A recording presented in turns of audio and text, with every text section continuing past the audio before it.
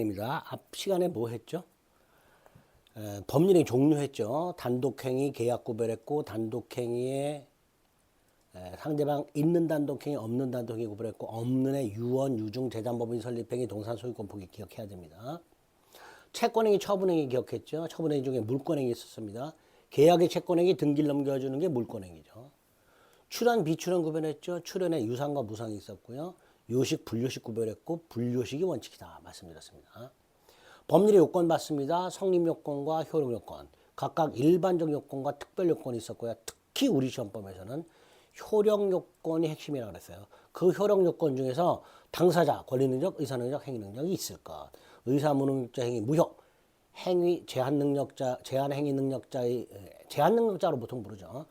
유효하지만 취소할 수 있다. 그리고 이제 목적의 확정성, 가능성, 적법성, 사회적 타당성 중에서 확정성, 가능성, 적법성까지 봤습니다.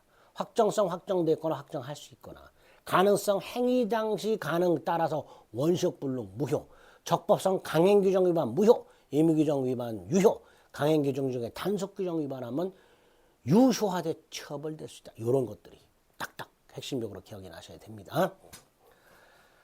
자, 목적에 갖춰질 요건 마지막 사회적 타당성에 나왔는데요. 사회적 타당성은 다른 말로 사회 질서라고 생각하시면 되고요. 민법이 조문 두 개가 있습니다. 103조 반사회 질서 행위는 무효다. 104조 불공정한 행위는 무효다. 자, 여기서 일단 104조는 103조의 예시 규정입니다. 즉 불공정한 행위는요. 반사회 질서 행위에도 해당이 됩니다.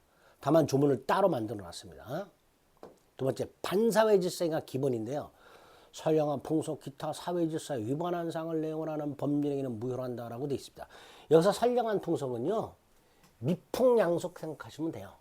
사회 질서의 일종입니다.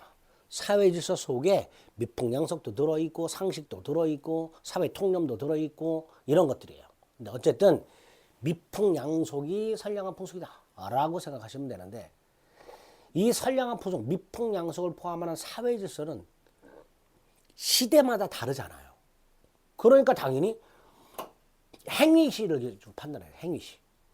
옛날 거, 미래 기준 이런 거 판단하면 안 되고 행위 당시를 기준으로 판단해야 되며 또 강행 규정에 위반하지 않았다. 즉 적법하다 하더라도 강행 규정에 위반하지 않는 게 적법이잖아요. 확정돼 있고 실행이 가능하고 적법하더라도 사회 질서를 위반하면 무효가 되는 거죠. 그러니까 사회 질서라는 게 최후 보루라고 생각하시면 돼요. 어떤 법률행위의 유효와 무효를 판단할 때 목적 요건과 관련해서는 사회 질서가 최후 보루다. 그 다음 사회 질서라는 건 시대마다 다르고 사람마다 다르니까 애매하죠. 따라서 이 103조와 관련해서는 제일 중요한 게 어떤 행위가 사회 질서에 반하는가 반하지 않는가에 대한 대법원 판례 요거 구별하는 게 가장 중요합니다. 우리 대법원이 이건 반사회 질서이다. 이건 반사회 질서가 아니다라고 판결한 거 이거 구별해야 돼요.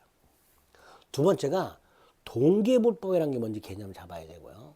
세 번째가 부동산 이중매매를 어떻게 처리하는가. 대법원이 여기 세 번째. 네 번째가 불법 원인급여 개념. 그래서 반사회 질서에서는 총 4덩어리 어떤 행위가 반사회 질서 행위냐 아니냐 대법원 판례 동기불법이 뭐냐 부동산 이중매매를 어떻게 처리하느냐 불법 원인급여가 뭐냐 요 4가지 개념을 잡는 게 103조 공부하는 거고요. 그 중에서도 특히 2개 반사회 질서 행위냐 아니냐 구별하는 것과 부동산 이중매매를 우리 대법원이 어떻게 처리하는가 요거 판단하는 게 대단히 중요합니다. 자, 그럼 먼저 우리 대법원이 반사회 질서 행위다, 아니다 라고 판단한 것들을 구별해야 되는데 먼저 반사회 질서 행위에 해당되는 게 나와 있죠. 요건 그냥 가볍게 읽고 넘어가세요. 동그라미 1번 제2매매 수인이 적극가하다만 이중매매 뒤에서 볼 거고요. 자, 2번 동기가 불법한 행위가 나왔습니다. 자, 요거는 먼저 동기가 뭔지 아셔야 돼. 갑과 을이 갑소유 창고를 임대차 하는데요. 을이 돈 주고 창고를 빌려요. 빌리는 이유가 있을 거예요. 이게 동기예요. 물건 보관하려고 빌릴 수도 있고요. 또는 뭐 거기다 별장, 뭐 농막 같은 걸로 사용하려고 빌릴 수도 있고요. 아니면 뭐 창고, 뭐 저기 뭐 공장으로 쓰려고 빌릴 수도 있는 거고요. 여러 가지 이유가 있을 거예요. 여러분들이 마트 가서 어떤 물건을 살 때 그 사는 이유가 있을 거 아니에요. 이걸 왜 살까? 국간장을 왜 살까? 이유가 있을까? 그게 동기예요. 근데 이 동기는 민법에서는 고려 대상이 아닙니다. 여러분이 물건을 사고 팔 때 이유 물어봐요? 안 물어봐요? 안 물어보죠. 이거 왜 사세요? 물어보면 대답해요? 안 하잖아요. 그러니까 동기는 원칙적으로 민법에서는 고려 대상이 아니다. 자, 두 번째. 그럼 그 동기가 불법하다는 게 뭐냐? 얘가요, 이 창고를 빌리는 게 도박장으로 사용하려고 빌려요. 이게 동기의 불법이야. 근데 좀 전에 말씀드렸듯이 동기는 고려 대상이 아니라 그랬잖아요. 따라서 설령 동기가 불법하더라도 그 행위는 원칙적으로 유효한 거예요.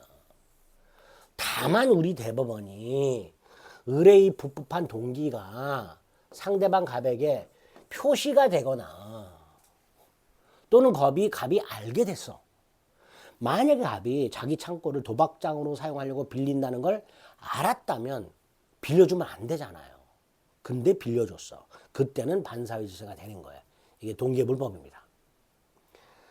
자, 대법원에 의해서 반사회 질서가 아닌 거, 반사회 질서인 거 구별할 때 일단 반사회 질서인 걸 쭉 봐야 되는데 가볍게 그 중에 동기의 불법이 하나 나왔고요. 3번 이건 좀 생각해 봐야 돼요. 부척계약이란 게 뭐예요?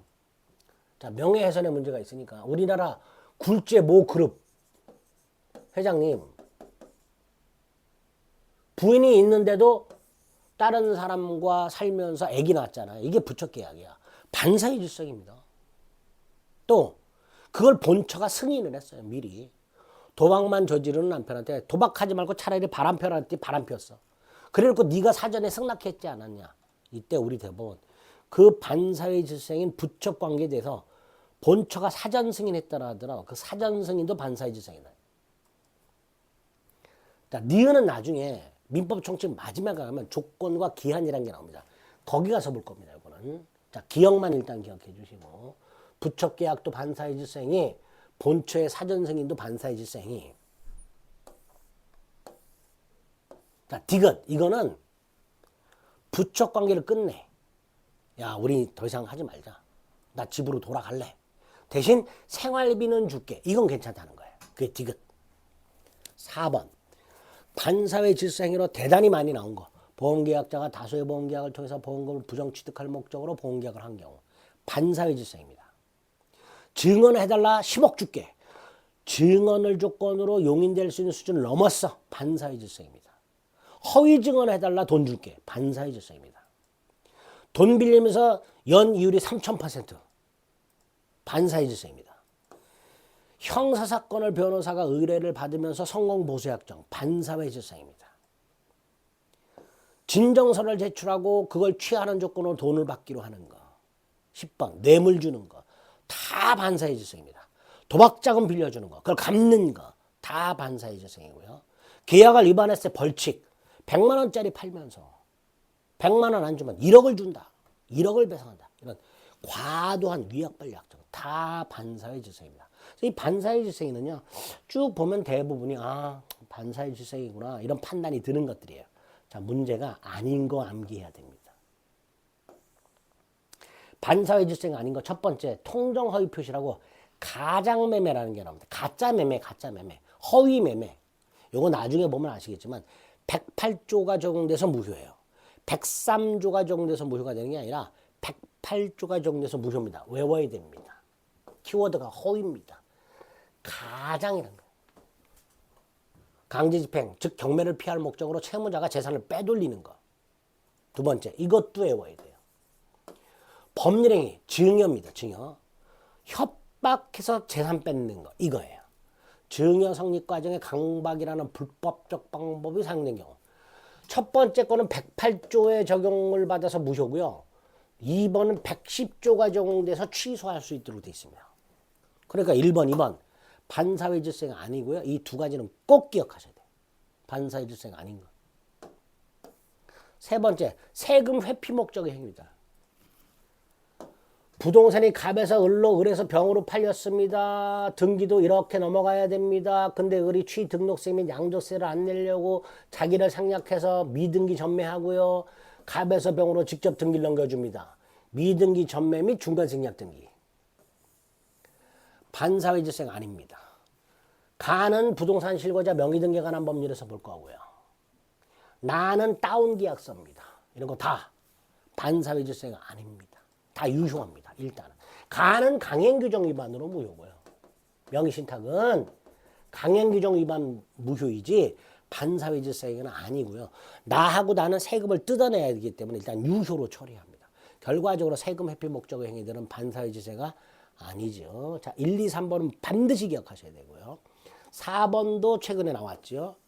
비자금을 조성하는 행위는 반사회질세이지만 그렇게 조성된 비자금을 적극적으로 비트코인 같은 데 투자하는 게 아니고 소극적으로 은행에다 넣어놨어. 그게 임치입니다. 보관하는 거. 이건 반사회질세가 아닙니다. 전통 사찰의 주직을 돈을 주고 사는 건 반사회질세이지만 그 돈 주고 산 사람을 주지로 임명하는 행위는 반사회질세가 아닙니다.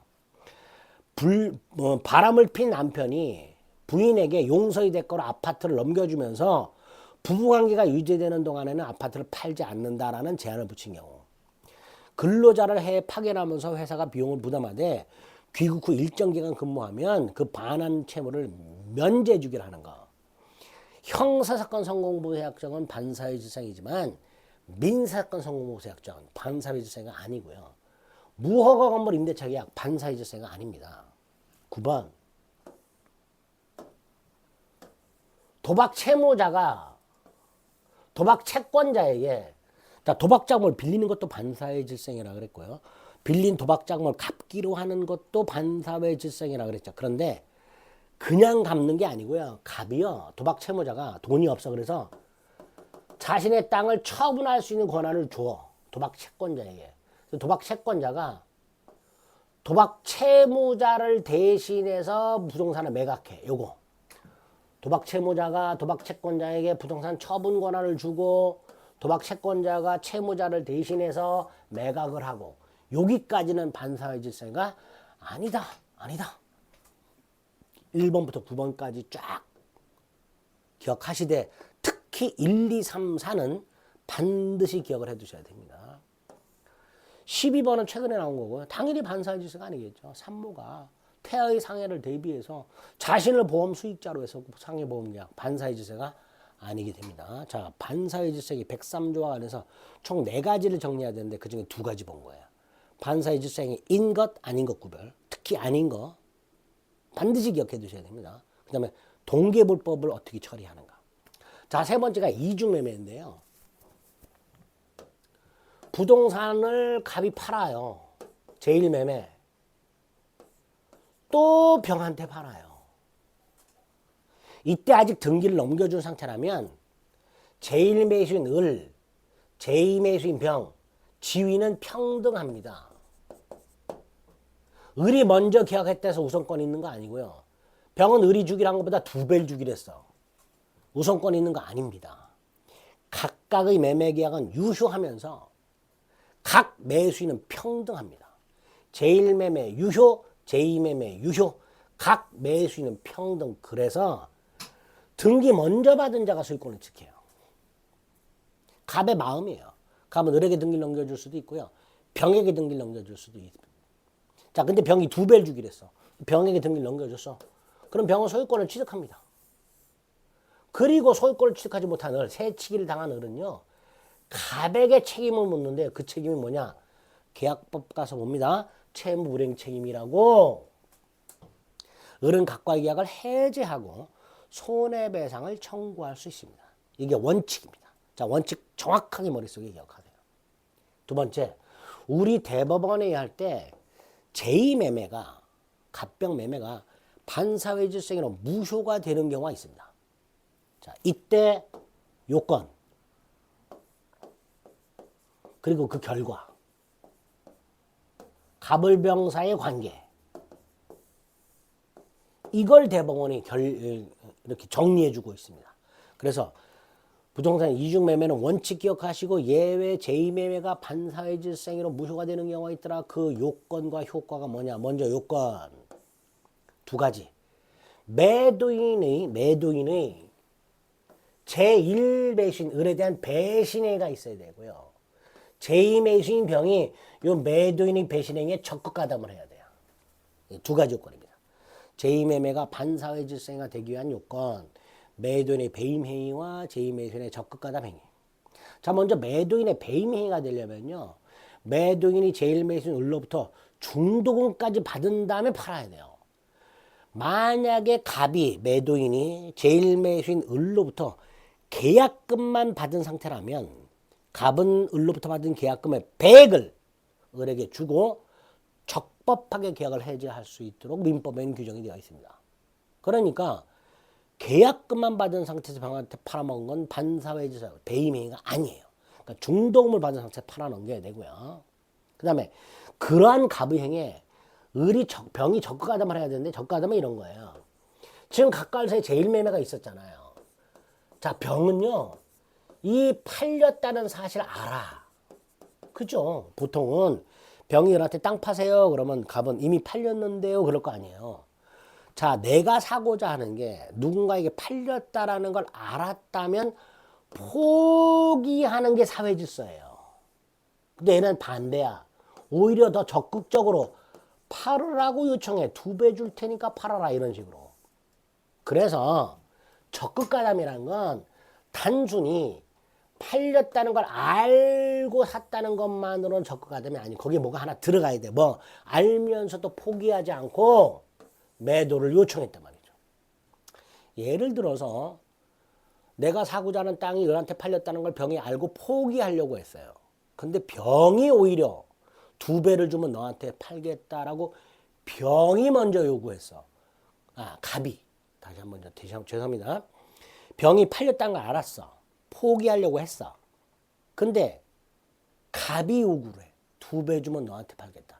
그래서 병이 샀어. 이때 병은요, 팔렸다는 걸 알면서 샀지만 병이 요청한 건 아니잖아요. 병은 포기하려고 했잖아. 갑이 요청했지. 2배를 주면 너한테 팔겠다. 이런 식으로. 이건 반사회 질서가 아니란, 이건 적극가담이 아니란 거예요. 적극가담은 단순히 팔렸다는 걸 알면서 산 것만으로는 적극가담이 아니고 알면서도 포기하지 않고 이중매도를 요청해서 계약을 해야만 적극가담이 됩니다. 이 적극가담의 개념을 정확하게 숙지하셔야 됩니다. 자, 이중매매가 무효가 됐어요. 이중매매가 무효가 됐다면 병에게 이전해준 등기도 무효라는 거고요. 병에게 이전한 등기가 무효라는 건 병의 소유권을 취득하지 못했다라는 거예요. 자, 이때 을의 소유권을 취득하려면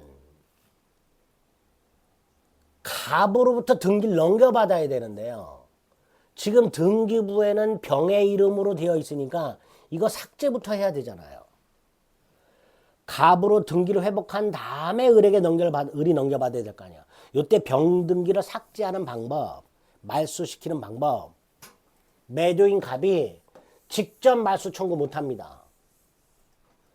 제1매수인 을도 직접 말소 청구 못해요. 그럼 어떻게 되느냐? 을이 갑을 대신해서 말소 청구할 수 있습니다. 그래서 대위라는 말이 나왔는데 이게 왜 나왔냐면 우리 민법에 채권자 대위권이라는 제도가 있어요. 우리 시험 범위가 아니에요. 이런 뜻입니다. 을이 병을 상대로 등기를 말소하라 라고 소송을 제기하려면 채권자 대위 소송이라는 제도로 소송을 해야 된다. 이런 뜻이에요. 어렵죠? 이해하려고 하지 마시고 우리 시험 범위가 아니니까. 을이 등기를 넘겨받으려면 먼저 병 등기를 삭제, 말소해야 되는데 그걸 말소를 시키려면 갑이나 을이 직접 말소하라고 소송을 제기할 수는 없고 을이 갑을 대신해서 대위 소송을 해야만 말소할 수 있다. 이런 뜻이에요. 2번 중요합니다. 3번. 자, 병 등기 무효라고 그랬죠? 병이 등기를 말소하지 않고 정한테 팔아넘겨요. 정도 소유권을 취득하지 못합니다. 즉 제2매매가 무효일 때 제2매수인과 거래한 사람은 설령 갑병매매가 무효고 병등가 무효라는 사실을 몰랐던 선이, 알았던 악의, 묻지 않고 보호받지 못한다. 소유권 취득할 수 없다. 정도 무효가 되는 거예요. 그러니까 정은 나는 갑병매매가 무효라는 사실을 몰랐으니까 갑병매매는 유효고 나도 유효입니다. 나는 소유권 취득합니다라고 주장할 수가 없는 거예요. 중요합니다. 2번, 3번이 제일 중요해요. 특히 3번은 여러 차례 답으로 나왔습니다. 4번하고 5번은요. 간단하게 제1매수인 을은 제2매수인 병에게 직접 불법행위 손해배상 책임을 물을 수 있습니다. 병이 적극과다한 행위는 을에게 불법행위가 된다는 게 판례예요. 5번 채권자 취소권이란 말이 나오는데 이것도 우리 시험 범위가 아니야. 채권자 취소권이라는 제도가 채권자 취소권이라는 건 금전 채권을 가지고 있는 자가 누군가에게 빌려준 돈이 있는 사람이 그 채무자의 계약을 취소할 수 있는 권리가 채권자 취소권이에요. 근데 지금 을은 갑에게 돈 빌려준 게 아니잖아요. 이전득이 청구를 갖고 있잖아. 그러니까 이 을은요. 갑병매매를 취소 못한다 이런 뜻이에요. 우리 시험 범위가 아니기 때문에 5번은 결론만 기억합니다. 그래서 이중매매가 제2매매가 반사회 질성이라 무효일 때 4개 그 중에서 2개 반드시 결론을 기억해 두셔야 됩니다. 나머지 것들은 나중에 계약법 가서 나오고 문제풀이 가서 나오니까 그때 가서 보시고 이론 과정에서는 요 4가지 결론은 꼭 기억을 해 두셔야 됩니다. 7번은 대리 가서 볼 거예요.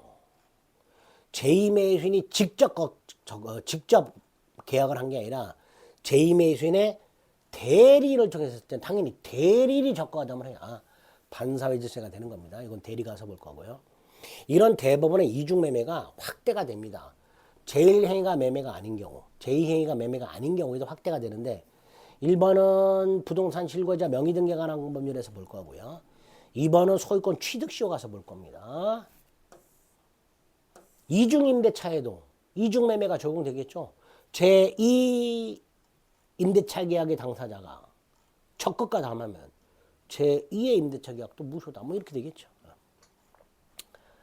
자, 반사회 질서에 관련해서 반사회 질서인 것 아닌 것 구별했고요. 동기의 불법의 개념 잡았고요. 그 다음에 부동산 이중매매를 우리 대법원이 어떻게 처리하는가를 봤습니다. 이제 하나 나왔습니다. 반사회 질서행위라면 무효예요. 이 무효는 절대적이고 확정적 무효인데요. 자, 절대적 무효가 뭐고 확정적 무효가 뭔지는 뒤에 가서 자세히 나옵니다. 무효 취소 파트 가서 자세히 볼 거고요. 다만 절대적 무효는 이렇게만 기억하세요. 선의의 제3자에게도 대항 주장할 수 있다는데 무효 주장할 수 있다는 뜻이에요. 갑과 을의 계약이 무효일 때 을과 병이 또 계약을 했을 때 설령 병이 갑을 매매가 무효라는 사실을 몰랐다 하더라도 너도 무효다. 그게 절대적 무효예요. 선의의 제3자에게도 무효를 주장할 수 있다. 선의의 제3자에게 대항할 수 있다. 나중에 자세히 나오니까 절대적 무효다, 확정적 무효다. 이 정도 개념만 잡아주시고 그 다음 계약이 무효인데 자 갑과 을의 매매가 무효인데 을이 돈을 줬어. 뭐 계약금 같은 거. 어떻게 해야 돼요? 돌려받아야 돼요. 계약이 무효이거나 계약이 취소가 됐다라는 말은 권리 의무가 없다 이런 뜻이에요. 따라서 대금을 주기 전이라면 안 줘도 돼. 문제는 줬을 때. 주기 전이라면 줄 필요가 없어. 근데 줬을 때. 이때는 돌려받아야 됩니다. 그걸 부당이득 반환이라고 해요. 근데 이게 원칙이에요. 근데 예외가 이거예요. 불법 원인급여라고 여기서 불법 원인은 반사회 질서 행위를 말합니다. 급여라는 건 돈 주었다 이런 뜻이에요. 도박자금 빌려줬다. 불법 원인급여. 뇌물 줬다. 불법 원인급여. 부척 계약으로서 첩에게 아파트 사주고 돈 줬다. 불법 원인급여. 도박자금 빌려줬다. 뇌물 줬다. 다 불법 원인급여예요. 살인 청부 계약을 하면서 착수물 줬다. 다 불법 원인급여입니다. 이런 불법 원인급여는 반환 청구를 못하도록 해놨습니다. 도박자금 빌려줬다 못 돌려받는다. 뇌물 줬다 못 돌려받는다. 부척기 하면서 차박에 아파트 사줬다 돈 줬다 못 돌려받습니다. 이런 걸 뭐라 한다? 불법 원인급여를 한다. 자, 그러면 법률의 목적이 갖추될 요건 중에서 사회적 타당성과 관련된 최후보로, 목적의 최후보로 반사회 질서 행위에 대해서 네 가지, 반사회 질서 행위냐 아니냐 대법원 판례, 동계불법을 어떻게 처리하느냐, 부동산 이중매매를 우리 대법원이 어떻게 처리하느냐, 마지막으로 반사회 질서 행위 효과라고 해서 불법 원인급여가 뭐냐, 이런 개념들을 정확하게 숙지하시고, 특히 제가 대법원 판례 체크해드린 것들은 반드시 기억하셔야 됩니다. 아시겠죠? 반사회 질서에서 제일 중요한 게 반사회 질서가 아니다라고 판결한 것, 그거 이해 암기하시는 게 제일 중요합니다. 여기서 또 하나는 이게 왜 반사회 질서가 아니지? 의문을 갖지 마세요. 우리는 시간이 그렇게 많은 게 아니에요. 1년 안에 60점을 도달해야 돼요. 그러니까 이게 왜 그렇지? 내 생각에는 반사회 질서가 아닌 것 같은데 라는 여러분의 생각을 접으세요. 대법원의 판결 내용은 이해가 안 되더라도 받아들이셔야 돼요. 일단은. 아시겠죠? 의문 가지시면 안 됩니다. 이렇게 목적 요건과 관련된 반사회 질서행위가 어떤 내용들이 들어있는지 살펴봤고요. 다음 시간에 103조와 관련된 마지막 불공정한 법률행위가 무엇인지, 어떤 요건이 필요한지, 효과는 뭔지 이런 것들을 살펴보도록 하겠습니다. 목적이 갖춰야 될 효력 요건 중에 사회적 타당성 중에서 반사회 질서행위 103조 내용을 살펴봤습니다. 아주 중요하니까 여러 차례 반복해서 제가 외우시라고 한 것들은 아예 외우는 그런 공부 방법이 필요하다는 거 다시 한번 강조하겠습니다. 수고하셨습니다.